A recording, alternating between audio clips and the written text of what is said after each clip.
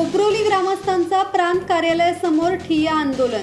पाणी पुरवठ्यावरील आश्वासनानंतर आंदोलन स्थगित।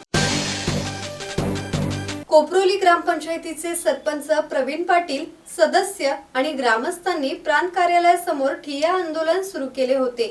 यावेळी ग्रामस्थांनी पाणी पुरवठा सुधारणे, अनधिकृत कनेक्शन तोडणे आणि उंबरडे तरणखोप ते उंबरडे फाट्यावरील अनधिकृत गतिरोधक काढण्याची मागणी केली आहे। या आंदोलनाला सामाजिक कार्यकर्त्या नंदा म्हात्रे यांनी भेट देऊन मार्गदर्शन केले।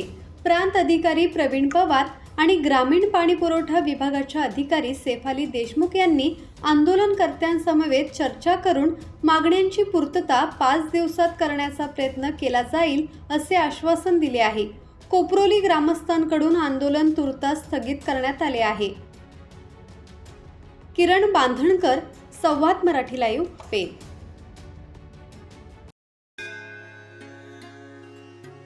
श्री गणपती संस्थान महड, तालुका खालापूर, जिल्हा रायगड।